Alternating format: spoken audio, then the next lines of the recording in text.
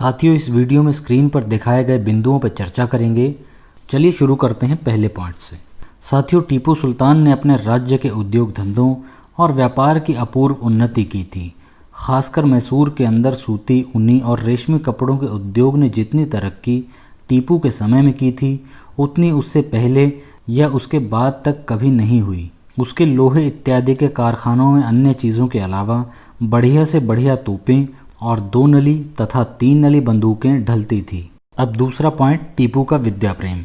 साथियों, टीपू सुल्तान विद्वान था और विद्या तथा विद्वानों से उसे बड़ा प्रेम था। विद्वान पंडितों और मौलवियों दोनों का उसके दरबार में जमघट रहा करता था। उसका विशाल पुस्तकालय असंख्य, अमूल्य और अलभ्य पुस्तकों से भरा हुआ था। उसकी समस्त प्रजा सशस्त्र और सन्नद्ध थी तथा उसके राज में चारों ओर वह खुशहाली नजर आती थी जो आसपास के अंग्रेजी इलाके में कहीं देखने को नहीं मिलती थी। तीसरा, उसका व्यक्तिगत चरित्र। टीपू सुल्तान का व्यक्तिगत जीवन अत्यंत सरल, शुद्ध और संयमी था। उसका आहार अधिकतर दूध, बादाम और फल थे। शराब और अन्य मादक द्रव्यों से उसे सख्त परहेज था। यहाँ तक कि उसने अपने राज्य भर में हर तरह की मदिरा और मादक द्रव्यों का बनना बिकना पूर्णतः बंद कर रखा था।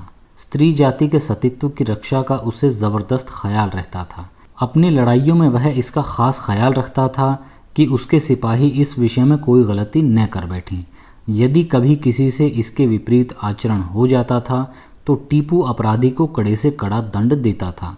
मराठों के साथ उसके संग्रामों में कम से कम 2 बार अनेक मराठा स्त्रियां, जिनमें कुछ सरदारों की पत्नियां भी थीं, उसकी सेना के हाथों में आ गई थी।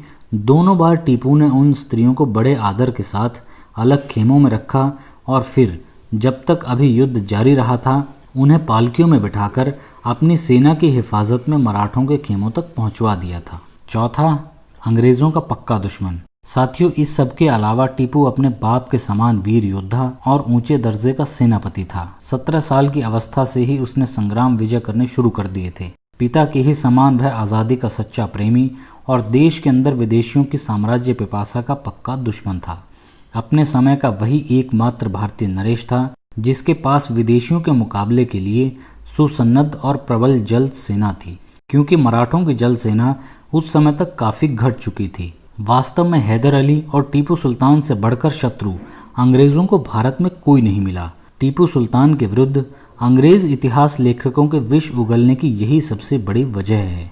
पांचवा, टीपू सुल्तान की असफलता के कारण। साथियों, टीपू सुल्तान अपने समस्त सामंतों और अनुयायियों को उस तरह वफादारी और खैर खवाह के पाश में नहीं बांध कर रख सका था जिस तरह के पाश में हैदर अली ने उन्हें बांध कर रखा था। इसके कई सबब हो सकते हैं।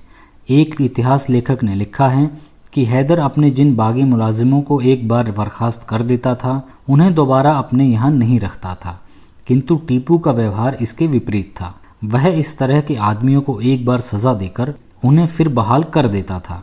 इस इतिहास लेखक की राय है कि यह एक त्रुटि ही टीपू के नाश का कारण हुई थी। असलियत यह है कि विश्वासघात का जो पौधा हैदर अली के रहते हुए मैसूर की भूमि में नहीं फल सका था, वह धीरे धीरे टीपू के शत्रुओं के लगातार परिश्रम और सिंचन द्वारा टीपू के समय में आकर फल देने लगा था।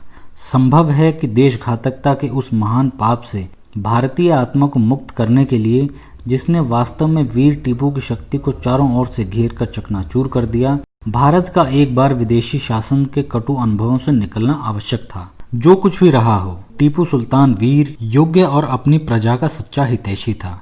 उसके शत्रु भी इस बात से इनकार नहीं कर सकते कि उसने अपने रुधिर की अंतिम बूंद से अपने देश की स्वाधीनता की रक्षा का प्रयत्न किया था। उसने कभी किसी के साथ दगा नहीं की। उसकी मृत्यु एक आदर्श वीर की मृत्यु थी। भारत की स्वाधीनता के रक्षकों में उसका पद अत्यंत ऊंचा था और संसार में स्वतंत्रता के शहीदों में उसका नाम सदा के लिए याद रहेगा। साथियों, वीडियो में सिर्फ इतना ही। आपसे फिर मुलाकात होगी। नमस्कार।